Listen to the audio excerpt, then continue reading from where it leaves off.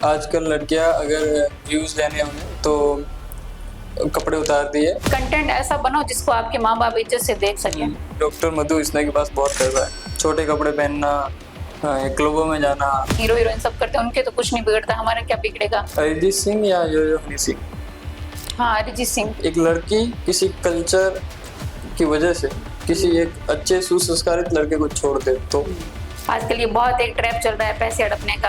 किसको सपोर्ट करते, love marriage या अरेंज मैरिज? क्या भगवान से भी गलतियां होती है? हाँ। जम्बेश्वर भगवान को आप एक एज ए गॉड मानते हैं या अपने आप को भगवान बता के और हम भगवान हैं और हमारे अनुयायी बने। महासभा अध्यक्ष पद के लिए कुछ कंट्रोवर्सी चल रही है। मतभेद हो गया, वो तो बड़ा कांड है, बता नहीं सकते हैं।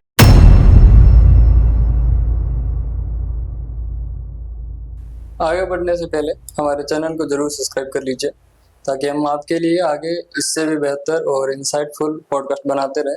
और आज हमारे शो के ब्रिलियंट गेस्ट हैं। जैसे मानो कुछ आवाज़ें होती हैं जो सिर्फ कानों तक नहीं, रूह तक चली जाती हैं। कुछ चेहरे जो सिर्फ भीड़ से अलग नहीं, पूरी भीड़ को एक अलग डायरेक्शन देते हैं। Today we talk with a woman, a doctor, a spiritual speaker, a singer, प्रकृति प्रेमी, मिस डॉक्टर मधु बिश्नोई।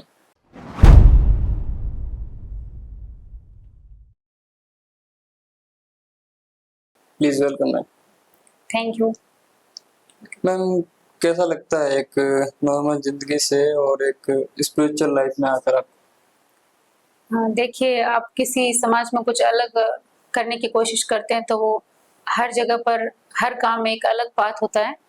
तो उसको करने में मुझे बहुत ज्यादा इंटरेस्ट था, इसीलिए मैंने ये अलग चीज चूज किया है। और हम कहेंगे कि हमने नहीं, मतलब भगवान ने चूज किया है कि स्पिरिचुअलिटी से जुड़ना, धर्म से जुड़ना, धर्म की बातों से जुड़ना, भगवान के नाम से जुड़ना और लोगों तक भगवान के नाम को पहुंचाना, ये अपने आप में एक भगवान की कृपा है जो अपने मन को भी इस फील्ड में जाके बहुत अच्छी शांति, सुकून मतलब मिलता है। मैम, एक होता है कि जब बच्चे बड़े होते हैं तब पेरेंट्स उनको सिखाते हैं, उनको डायरेक्शन देते हैं, उसके अकॉर्डिंग वो चलते हैं। लेकिन आपके बारे में मैंने पढ़ा था कि आपने 10 साल की उम्र में, बहुत छोटी उम्र में, ये स्पिरिचुअलिटी जो वे है जो अपना लिया था। और जो कथा वाचन एज ए आप शायद जाम्बानी कथावाचिका में पहली महिला है, तो वो आपको डायरेक्शन किसने दी?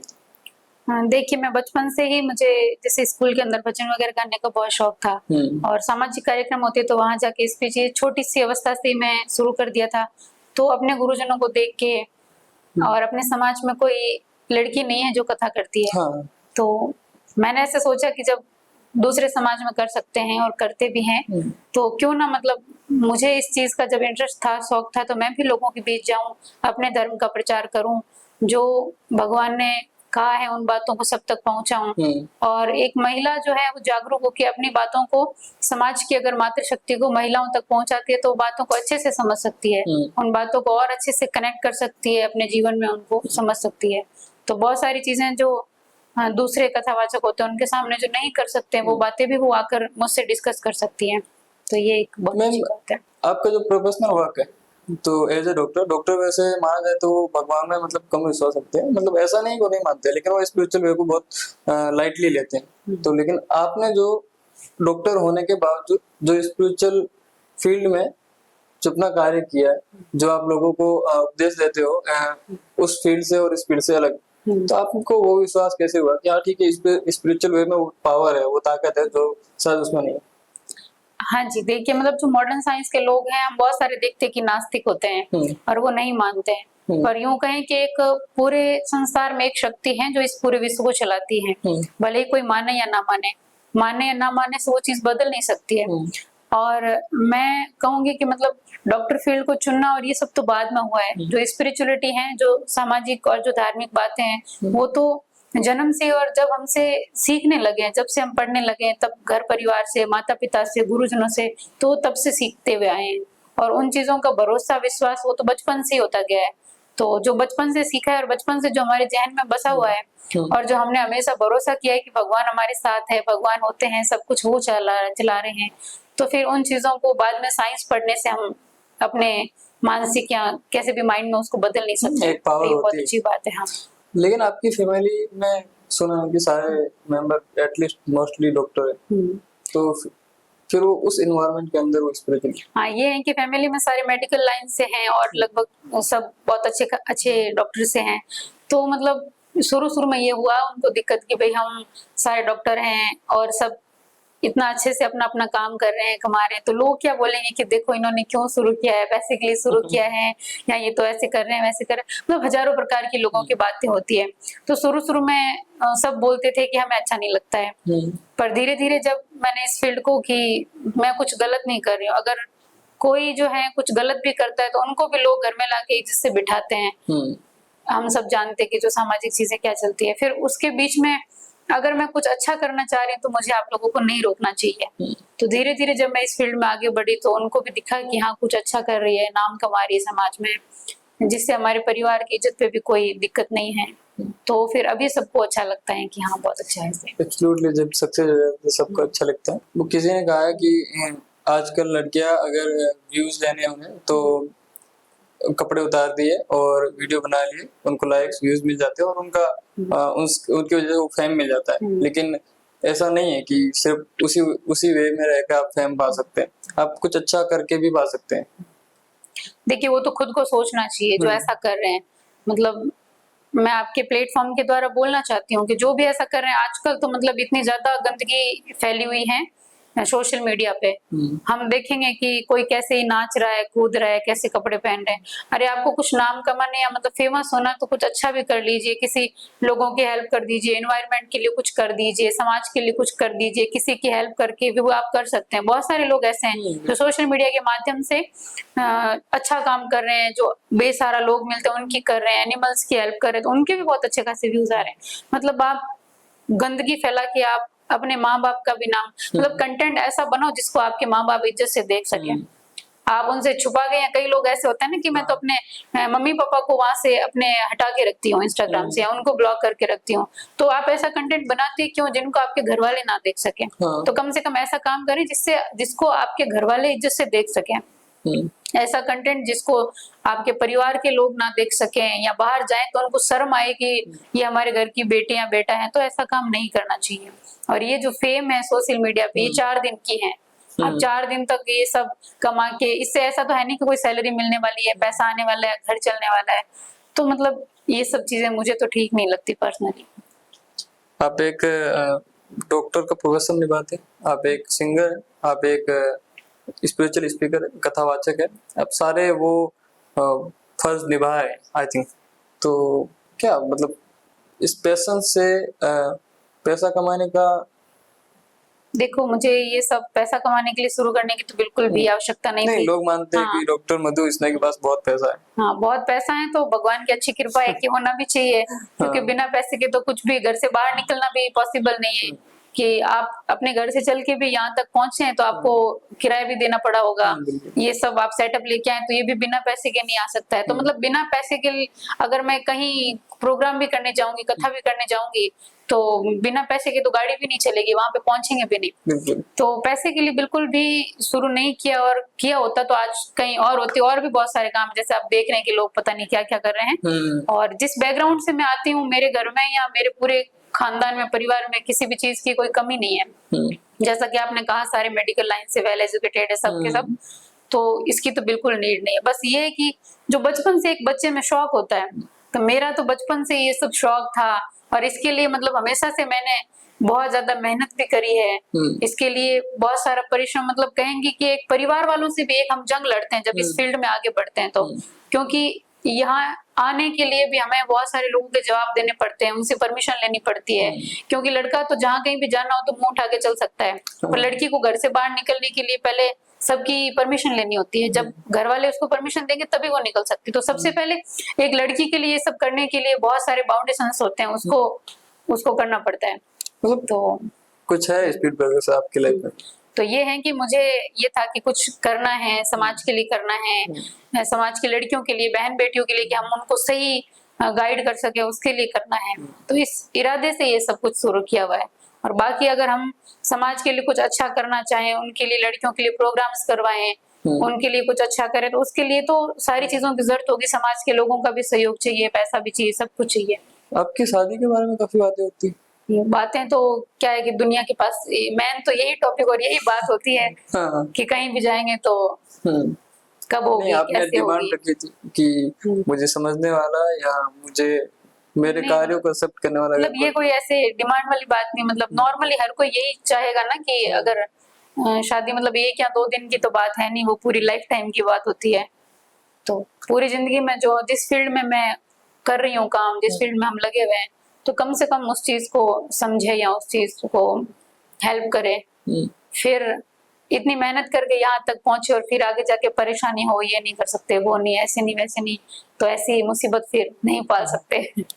एक होता है ना कि एक सिंगर की आवाज में कुछ अधूरापन होता है, तो आपकी आवाज जो आपने शुरुआत आपने सिंगिंग से की थी, गायिका से की थी, आपकी आवाज में वो मतलब एक लगता है ऐसा, क्या अधूरापन है आपकी आवाज में? आप क्या फील करते हो जब आप आपके अंदर से जब वो स्वर निकलते हैं, जब आप गाते हैं मंच पे चढ़ के, तो आपको? देखिए, मैं ये कहूंगी कि आवाज, शकल, ये सब मतलब गॉड गिफ्ट होता है, उसको हम बदल नहीं सकते। मतलब मैं सिंगर नहीं बन सकता? हाँ, नहीं बन सकते हैं वो अपनी मेहनत करके, पर किसी की आवाज मतलब हम ऐसे देखेंगे बहुत सारे सिंगर ऐसे भी हैं जिनकी लड़कों जैसी आवाज है, फिर भी वो गा रहे हैं, तो वो उनका एक अलग, उनका वो भी तो एक गॉड गिफ्ट है। वो कितना भी चाहें तो वो लता मंगेशकर जैसे उनके स्वर नहीं आ सकते हैं।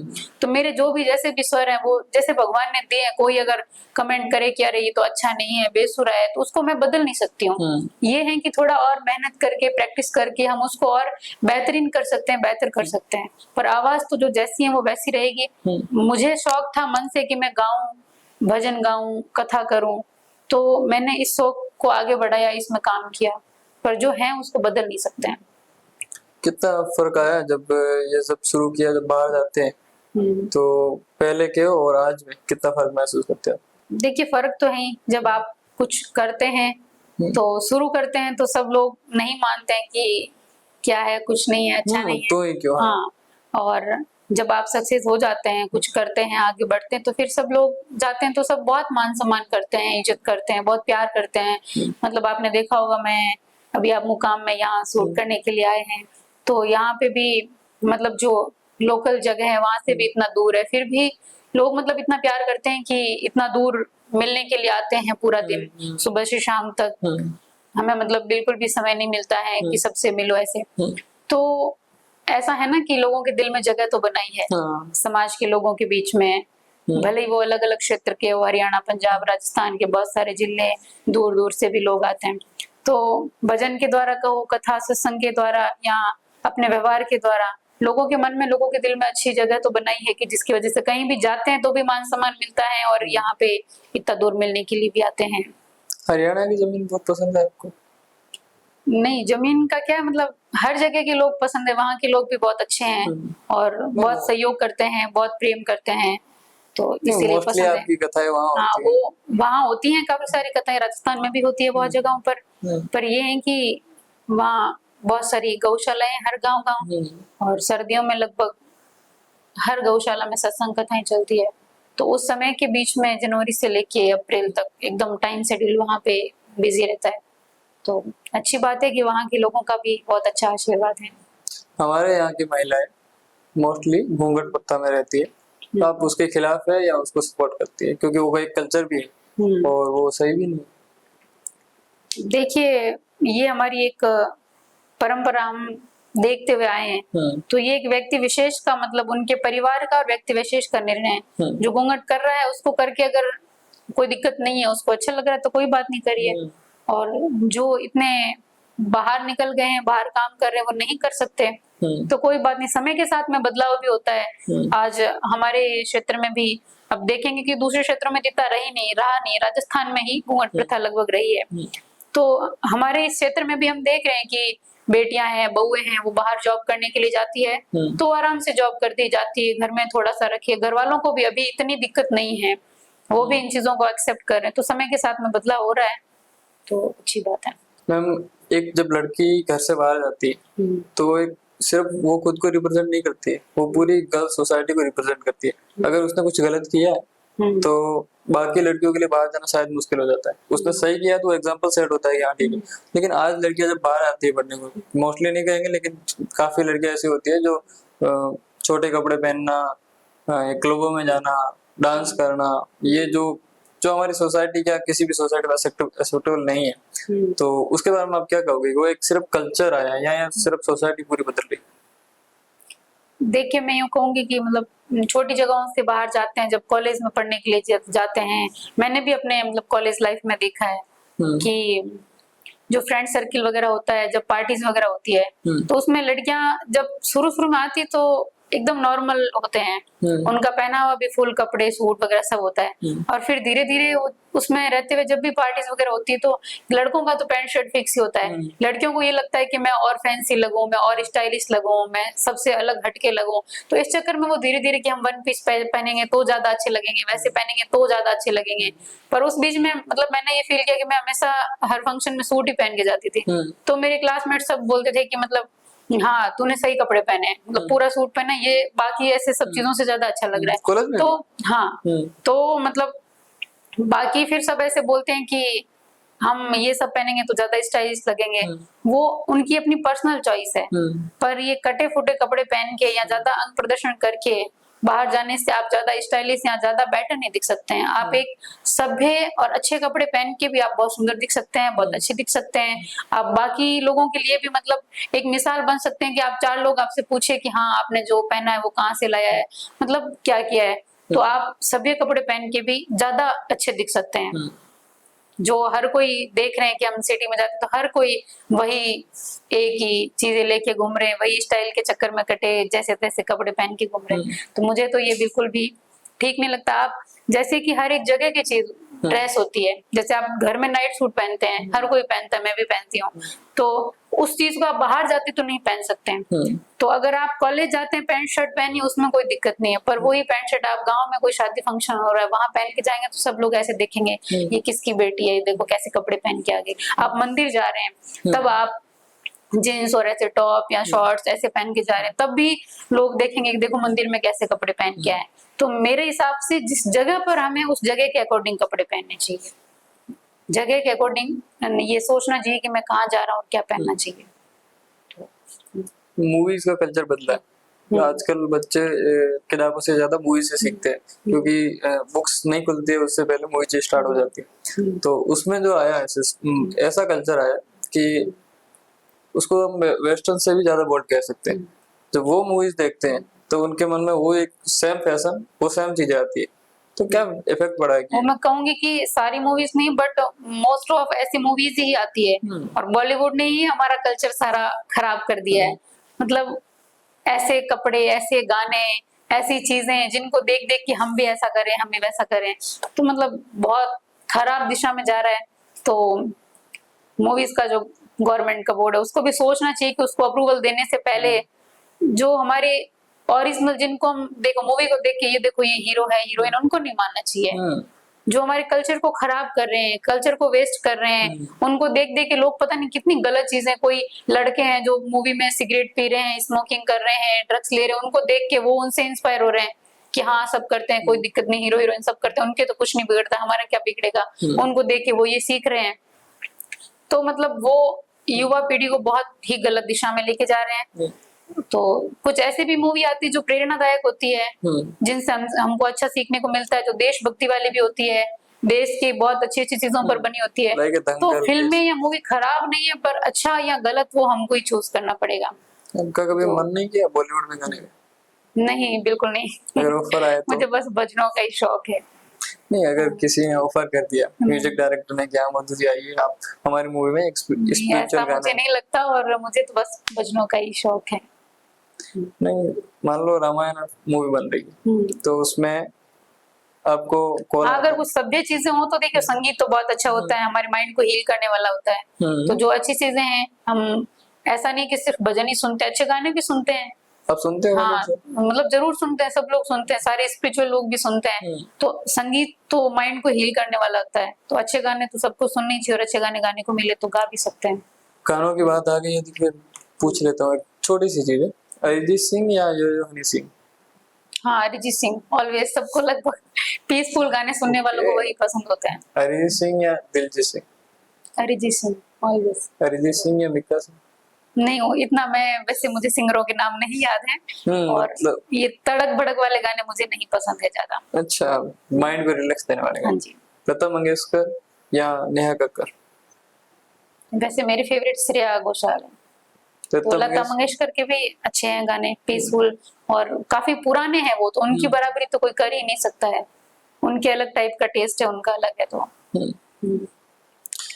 जब आपने सब कुछ कर लिया, एक लड़की को इतना शायद ही नहीं मिलता है, मतलब हमारे यहाँ बहुत कम मिलता है। आप डॉक्टर बन गए, सिंगर बन गए, कथावाचक बन गए, सब लोग आपको जानते हैं, आपने फेम कमाई। आपको क्या लगता है कि फेम सही है या पैसा? देखिए, फेम है और सब कुछ है, पर ऐसा होता है ना कि बाहर निकलते तो थोड़ा मुश्किल हो जाता है। कहीं भी जाते तो कैसे रहना है, उठना बैठना, वो थोड़ा पर्सनल लाइफ मतलब बहुत इफेक्ट हो जाती है। नॉर्मली पीपल जहाँ बैठ के आराम से घूम सकते हैं, वहां हम नहीं खड़े हो सकते। अब यहाँ बाहर निकल के मार्केट में ऐसे नहीं घूम सकते कि हर कोई जानता है आप यहाँ कैसे, और तो थोड़ा इफेक्ट होता है। बट अगर फेम पानी है तो फिर थोड़ा तो स्ट्रगल करना पड़ेगा। लेकिन मोस्ट इम्पोर्टेंट क्या है, फेम या पैसा? फेम ऑब्वियसली उसी के लिए मतलब पैसा लगा के लोग काम करते हैं। मतलब बाद में पैसा ऑटोमेटिकली आ जाएगा, वो आएगा। वो तो अगर आप कुछ काम करते हैं, मेहनत करते हैं, तो अपने आप सब हो जाता है। ऐसे हर कोई तो घर घर जाके कुछ बदल नहीं सकते, लेकिन अगर लड़कियों को या आजकल के अगर बच्चों से शुरुआत होती है तो बदलना आसान है। अगर आप लड़कियों को स्पिरिचुअल ज्ञान देना चाहते हैं या प्रकृति के बारे में कुछ अच्छा समझाना चाहते हैं, उन चीजों जो आज लड़कियां कर रही है यंग एज की, उन चीजों को छोड़ के अगर कुछ नया या पुराना सिखाना चाहते हो, तो उसके लिए आपके पास कुछ उपाय या लड़कियों को सीधा कथावाचन द्वारा? देखिए, अगर हम समाज में या देश के लिए आगे कुछ बदलाव चाहते तो हमें शुरुआत बच्चों से ही करनी पड़ेगी, क्योंकि जब बच्चों को अच्छी चीजें सिखाएंगे तो ही हमारा फ्यूचर स्टेबल और अच्छा होगा। तो और मुझे तो बच्चे मतलब बहुत ज्यादा पसंद है, बड़ों से ज्यादा मुझे बच्चों के साथ में समय बिताना, उनके पास बैठना, बातें करना या उनके साथ खेलना ज्यादा अच्छा लगता है। तो मतलब हम प्रयास कर रहे हैं ऐसा कि जब भी बच्चों की छुट्टियां होती है तो उनके लिए संस्कार शिविर लगाना वगैरह, ये सब कार्यक्रम मैं करने की कोशिश करती हूँ। क्योंकि क्योंकि स्कूल जाके बच्चा मतलब जो स्कूल की किताबी पढ़ाई है वो तो कर सकता है, पर हमारी जो धर्म की मूल चीजें हैं। संस्कार शिविर में क्या होता है? देखिए, संस्कार शिविर के अंदर मेरे यहाँ पर हम लड़कियों के लिए संस्कार शिविर लगाते हैं, जिसमें अलग अलग राज्यों से और राजस्थान के भी कई जिलों से बहनें भाग लेती है। देखिए, संस्कार शिविर मुझे इसलिए लगता है कि करना जरूरी है, क्योंकि स्कूल जाकर जो बच्चे हैं वो स्कूल की किताबी शिक्षा तो प्राप्त कर सकते हैं, पर संस्कार शिविर के अंदर आके सुबह 4 बजे हम उनको उठाते हैं, तब से लेकर रात को 10 बजे तक सोने का पूरा शेड्यूल रहता है। तो घर में कैसे रहना है, उठना है, बैठना है, बड़ों के साथ में कैसा व्यवहार करना है, कैसे जैसे हमने बात की कैसे कपड़े पहनने हैं, कैसा सामाजिक हमारा व्यवहार होना चाहिए। तो एक सुसंस्कारित लड़की होगी तो वो कहते हैं ना कि बेटा कुल का दीपक होता है, तो बेटियां 2 कुलों को रोशन करती है। तो अगर बच्ची सुसंस्कारित होगी तो वो अपने परिवार की भी इज्जत बचा के रखेगी और बाहर भी जाएगी, जिस घर में आगे जाएगी उसकी भी इज्जत बचा के रखेगी। और हम छोटे बच्चों को ये संस्कार शिविर लगाते हैं, तो वो यहाँ से ये सीखेंगे कि बाहर कैसे रहना है, कैसा व्यवहार करना है। तो वो कॉलेज में जाएंगे, पढ़ने के लिए जाएंगे, तब भी उनको बाहर कैसे स्ट्रांग रहना है, स्टेबल रहना है, वो चीजें हम उनको सिखाते हैं यहाँ पर। तो सिर्फ 2 कुलों को रोशन करती है। एग्जिट पॉइंट आपने एक मंच था जहाँ समाज का मंच था, सोसाइटी का मंच था, उस पे एक स्पीच दे रहे थे, उसमें आपने कहा था कि जो आज लड़कियों को मतलब लड़के या लड़कियों को जो भी हो, हमारे यहाँ समाज में शादी से पहले आज रिश्ते टूट जाते हैं, या बाल विवाह की वजह से टूटे या किसी नशे की वजह से टूटे। लेकिन तो आपने कहा था कि लड़कियों के लिए दंड किस बात का होना चाहिए।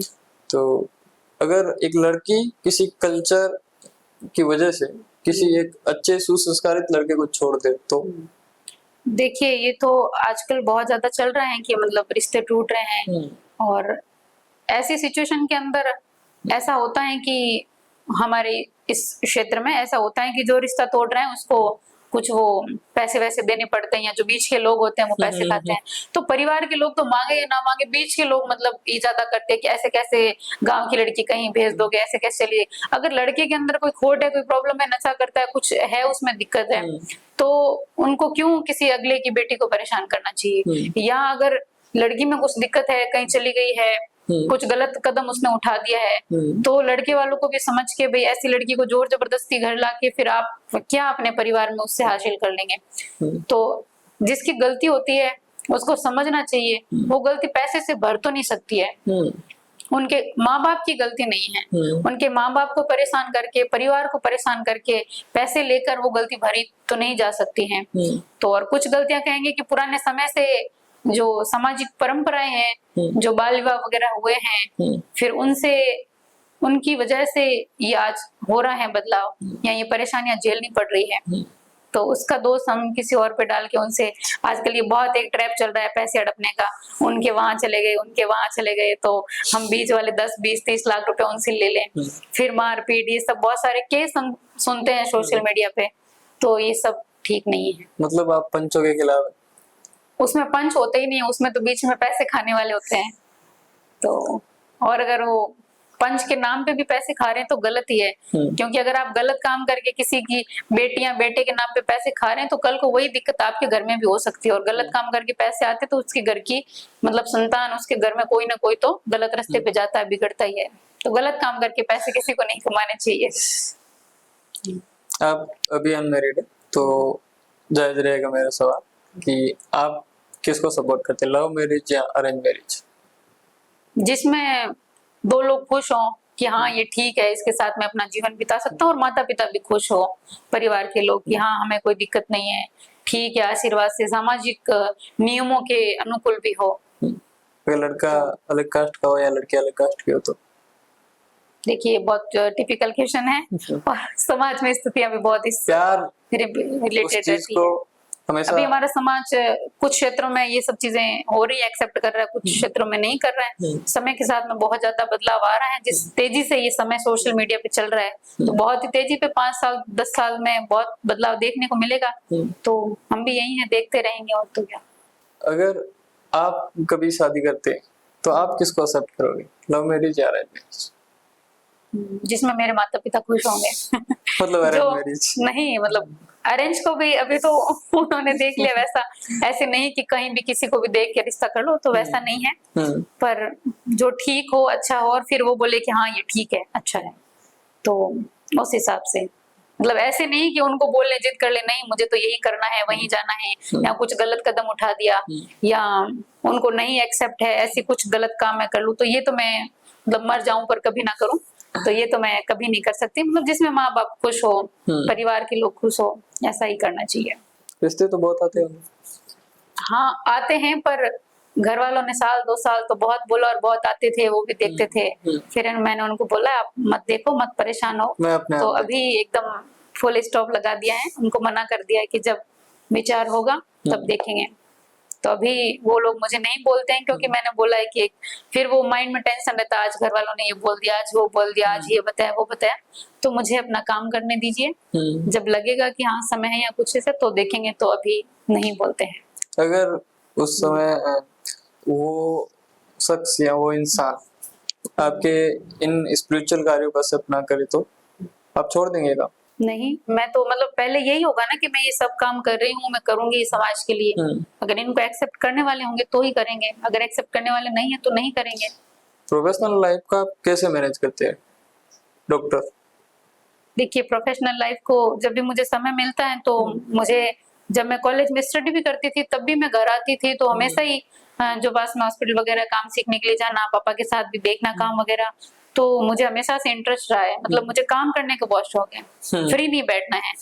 तो मेरे फ्रेंड सर्किल वगैरह सब जो हॉस्पिटल वगैरह, किसी की खुद के हॉस्पिटल है, कोई जाते हैं काम करते हैं, तो जब भी मुझे समय मिलता है तो मैं मेडिकल लाइन से भी जुड़ी रहती हूँ, जाती हूँ हॉस्पिटल, डिस्कस भी करते हैं, कोई पेशेंट होता है, पर्सनली पेशेंट्स मिलते रहते हैं, तो उनको मेडिसिन वगैरह भेजना, देखना, वो सब मतलब चलता है। और खुद ने भी अच्छी प्रैक्टिस की है, तो शिविर वगैरह होते हैं, यहाँ कोई प्रोग्राम होता है तो बच्चे वगैरह कोई बीमार हो जाते हैं तो बाहर से भी डॉक्टर नहीं बुलाने पड़ते हैं, अच्छा है ना, ट्रीटमेंट भी खुद ही कर लेते हैं। हाँ। तो आगे है विचार की हॉस्पिटल वगैरह, आयुर्वेदिक पूरा पंचकर्मा यही शुरू करने का। मतलब तो इसी में भी आप स्पिरिचुअल देख रहे हो। तो डॉक्टर होता है, उसे सोसाइटी एज ए गॉड मानती है, लेकिन डॉक्टर इंसान होता है, इंसान गलतियां करता है, तो क्या भगवान से भी गलतियां होती है?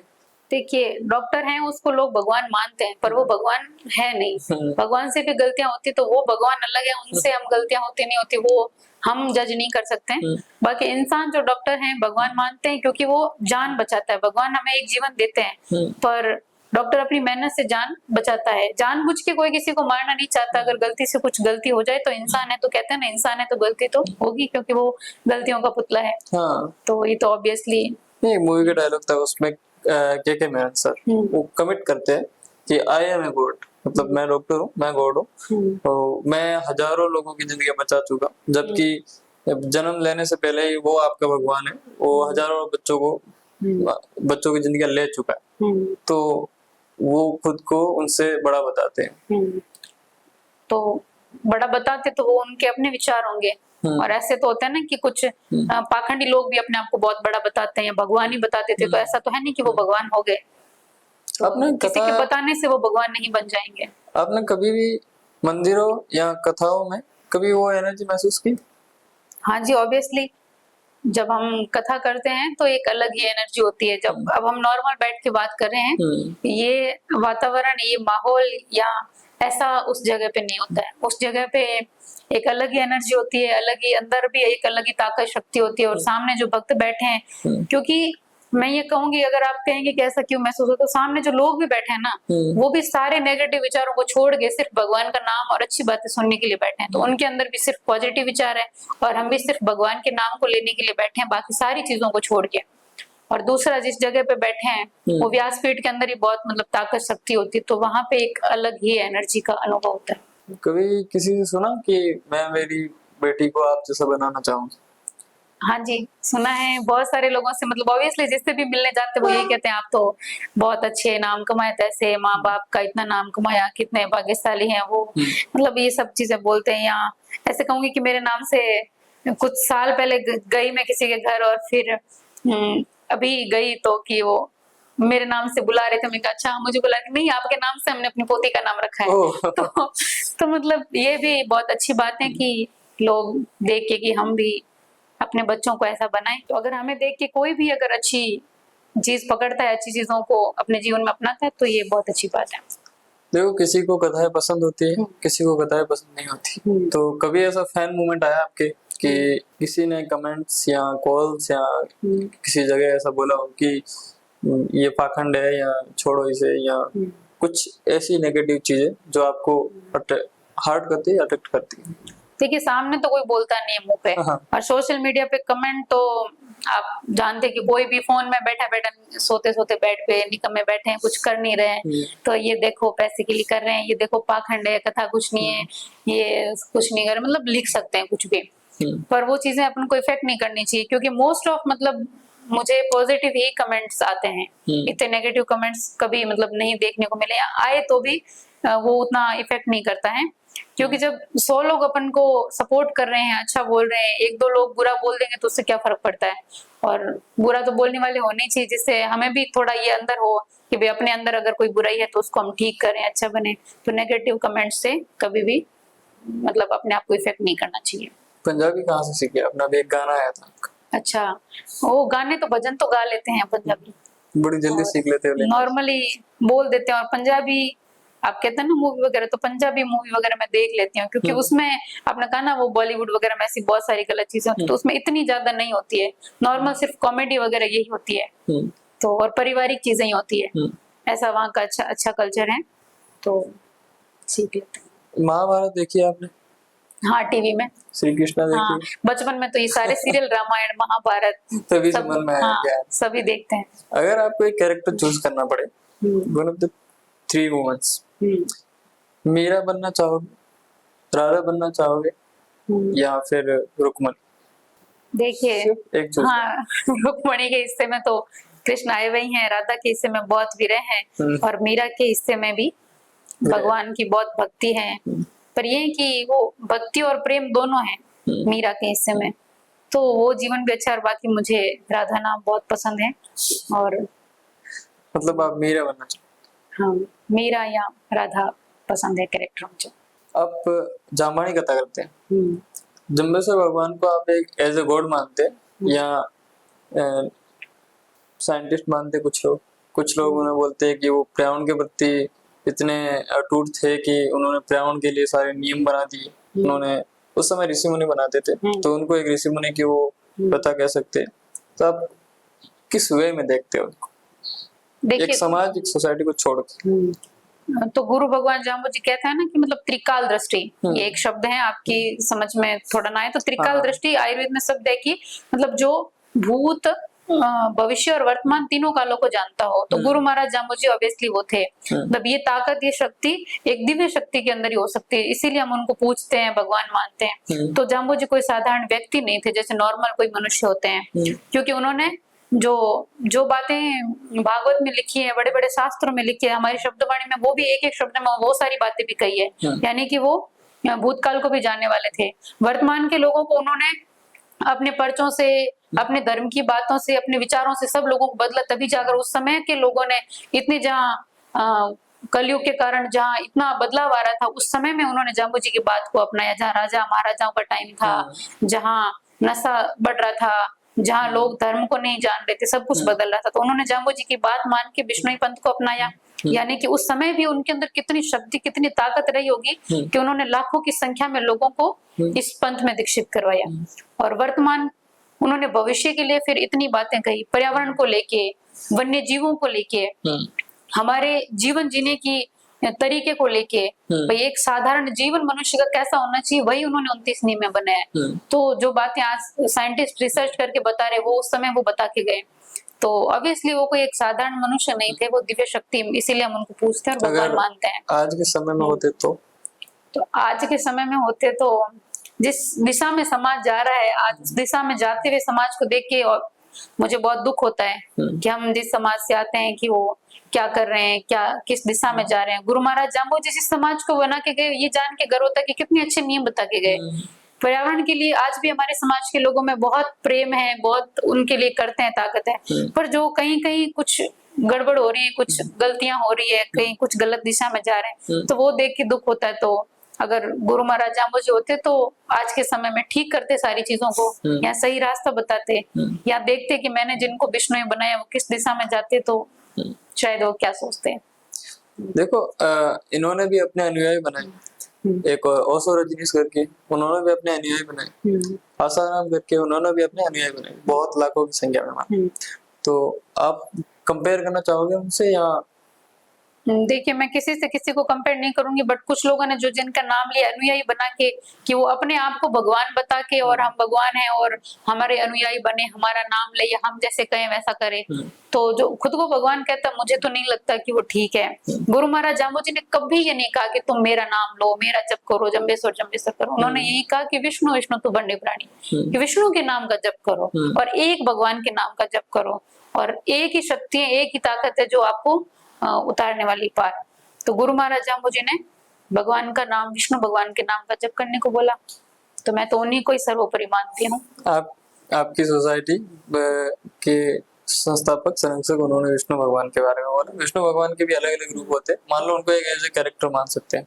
आपको सबसे पसंदीदा कैरेक्टर कौन सा? श्री कृष्ण का, राम का? श्री कृष्ण। क्यों? राम में ऐसी कौन सी, मतलब ये नहीं कि कोई ऐसी दिक्कत है, राम भगवान को भी बहुत मानते हैं। आपने पूछा कि कौन सा ज्यादा पसंद है, तो कृष्ण का नाम लिया कि हम उनसे सब कुछ सीखते हैं। श्री कृष्ण का जीवन ऐसा है कि बचपन में खेलना कूदना, अपने बालपने को भी उन्होंने बहुत अच्छे तरीके से जिया। फिर जो उनकी युवा अवस्था आई, तो एक धर्म के लिए अपना परिवार सब कुछ छोड़ के गए, तो त्याग का भाव जो है। फिर धर्म के लिए उन्होंने इतना बड़ा युद्ध भी किया, तो अपनों के सामने खड़ा होना, युद्ध करना। अगर आप जीवन में कुछ अच्छा करोगे तो एक बार तो अपनों के सामने खड़ा होना ही पड़ेगा, तो वो भी हम उनसे सीखते हैं। और फिर एक पारिवारिक माहौल में प्रेम भी उन्होंने गोपियों से कहे, राधा जी से कहे, सबसे प्रेम भी कैसे करना है वो भी हम उनसे सीखते हैं। तो उनका जीवन परिपूर्ण ऐसा है कि उनके जीवन के हर पहलू से हमें कुछ न कुछ सीखने को मिलता है, मतलब कंप्लीट में। और राम जी का जीवन भी मैं कहूंगी कि पारिवारिक दृष्टि से, परिवार कैसा हो, तो भाई हो तो राम लक्ष्मण भरत शत्रुघ्न जैसे, और पत्नी के प्रति प्रेम का भाव या त्याग का भाव या समर्पण का भाव हो तो राम जी के जैसे, कि किसी और के प्रति विचार मन के अंदर गलती से लाना भी एक बहुत बड़ा पाप है। तो उनका जीवन भी हमारे लिए बहुत महत्वपूर्ण है, बहुत प्रेरणादायक है। अगर आपके माता पिता आपसे अगर कोई वचन मांग ले तो आप उन्हें देंगे? क्यों नहीं देंगे? ऑब्वियसली जीवन उनका दिया हुआ है, तो जो मांगेंगे वो देंगे। मान लो उस वचन में कुछ भी हो सकता है। कुछ भी हो सकता है। इस जगह पे आए हैं तो पहले तो कई सारे वचन देने पड़े होंगे तभी तो यहाँ पहुंचे हैं। नहीं मतलब कि हाँ, कॉम्प्रोमाइज करना पड़ सकता है कुछ। कॉम्प्रोमाइज देखिए ऐसा होता है कि हम अपने घर के परिवार के माहौल को जानते हैं और माता पिता को भी जानते हैं, तो कुछ भी बोलेंगे तो हाँ में हाँ मिलेंगे, क्योंकि हम जानते हैं कि वो कुछ गलत तो हमसे मांगेंगे नहीं, कुछ कहेंगे तो अच्छे के लिए बोलेंगे, भले के लिए बोलेंगे। जानते तो राम जी भी थे। जानते तो राम जी भी थे, तो मतलब उनसे मांगा कि उनको वनवास जाना है, पर वो उनके लिए कुछ गलत तो नहीं साबित हुआ। लोगों के लिए हो सकता है कि वो वनवास जाना पड़ा ऐसे, पर जब वो वन गए तभी राम राम कहलाए। आप कुमार विश्वास की अगर सुनेंगे राम कथा तो कि वहां जाने के बाद में उन्होंने जो घर परिवार का त्याग किया, अयोध्या के सुखों का त्याग किया। अगर वो अयोध्या में राजा बन के रहते तो ये सब नहीं होता। फिर वो वन में नहीं जाते तो सीता का हरण नहीं होता, रावण का फिर वध कैसे करते। तो ये भगवान की लीलाएं हैं, वो तो सब अलग हैं। तो वो सब करने के लिए उन्होंने जो किया सही किया। आपके समाज में अभी महासभा अध्यक्ष पद के लिए कुछ कंट्रोवर्सी चल रही है, अब इलेक्शन भी होने वाले सर, तो आप क्या देखते हो उसमें कि नए लोगों को आना चाहिए उसमें या महिलाओं को आगे आना चाहिए? आप किसे देखना चाहते हैं महासभा के सचिव? देखिए मैं कहूंगी कि कोई भी संस्था हो या कोई भी चीज हो, समाज के अच्छे के लिए, भले के लिए चलती है। और अगर उसमें कुछ गलत चीज हो रही है या कुछ गलत हुआ है तो उन चीजों को दूर हटा के सारे समाज के अच्छे बड़े लोगों को मिलके उस चीज को ठीक करना चाहिए। तो काफी सारी मीटिंग्स भी होती हैं और हो रही हैं, और अभी वोट भी जुड़ रहे हैं।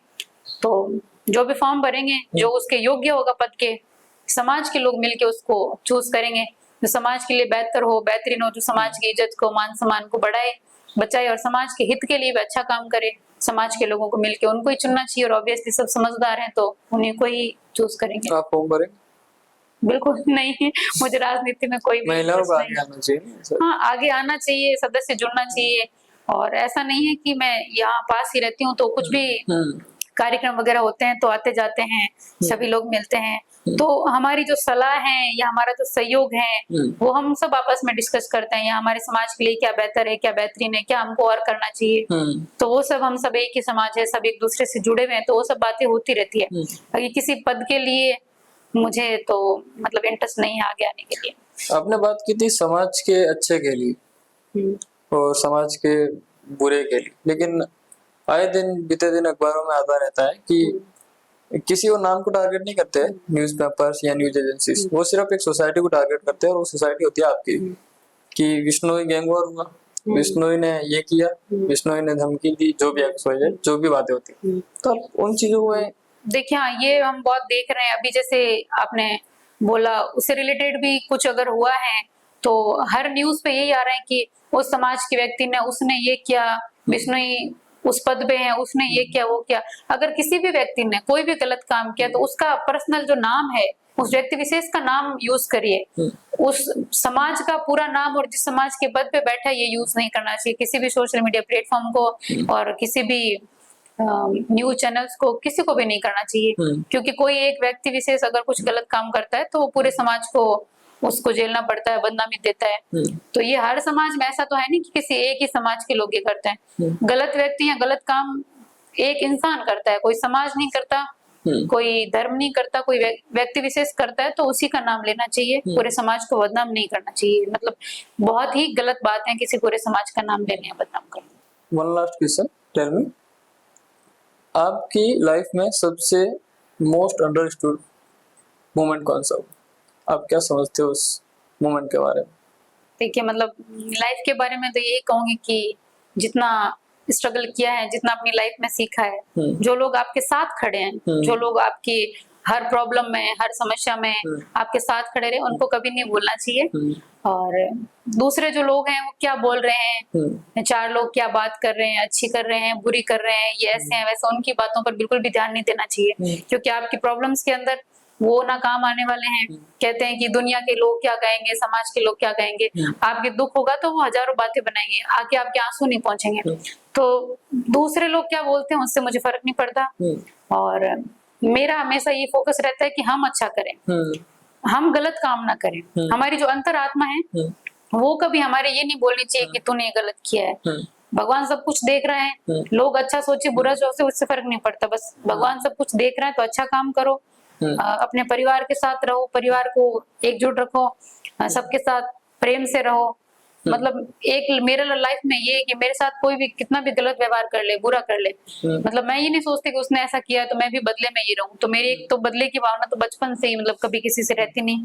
और कोई कुछ बुरा बोलता है तो भी मुझे मतलब सुन के बड़ा अच्छा लगता है, यार देखो कितना अच्छा सोचता है मेरे बारे में। मतलब जिनको हम जानते भी नहीं है, कई सारी चीजें ऐसी आती है, मतलब जो नॉर्मल लोग हैं जिनको मैं जानती भी नहीं, तो मेरे पास यहाँ आते थे। एक बार ऐसा हुआ कि आते हैं तो किसी ने मुझे बोला कि हमने यहाँ आने का रास्ता पूछा, तो एक आपके सांचौर साइड से, मतलब आपके साइड से कोई थी, उन्होंने बोला कि वो तो यहाँ रहते नहीं, उनका तो बहुत दूर है रे, वो तो ऐसे हो तो वैसे, आप वहाँ क्यों जा रहे हो? तो वो बंदे है कौन, मतलब मैं उनको जानती नहीं। मतलब जो लोग हैं मुझसे पर्सनली मिले नहीं है, पर्सनली मुझे जानते नहीं है, तो वो मुझे बुरा बोल रहे हैं कि अच्छा बोल रहे हैं, उनसे क्या फर्क पड़ता है। और जो लोग मुझसे मिले हुए हैं, जो मुझे जानते हैं, उन्हें पता है कि इनका व्यवहार कितना अच्छा है, ये कैसे व्यवहार में है। तो दूसरे लोग क्या बोलते हैं मुझे फर्क नहीं पड़ता, अपनी लाइफ में खुश रहो। आप खुद खुश रहोगे तो आसपास के लोगों को खुश रख सकते हैं। तो बस यही लाइफ का मंत्र है, भगवान का नाम जप करते रहो, भगवान के भरोसे सब कुछ होना है। और दूसरा मतलब भगवान पे मैं बहुत भरोसा करती हूँ कि वो जो करेंगे सब अच्छा करेंगे। खुश रहो, भगवान पे भरोसा रखो। और भगवान की नगरी में अब तो आके बैठे हैं तो मुझे बहुत अच्छी पॉजिटिव एनर्जी महसूस होती है। और बस धन्यवाद। तो ये थी कुछ बातें उस महिला के साथ जिन्होंने सोचा, सिर्फ सोचा नहीं, किया। उन्होंने ये नहीं सोचा कि लोग क्या कहेंगे, दुनिया क्या सोचती है, पड़ोसी क्या सोचता है, फलाना क्या सोचता है, वो क्या सोचता है। सिर्फ उसने वो किया जो उसको अच्छा लगा। पहले उसे गाना पसंद था तो उसने गाना शुरू किया।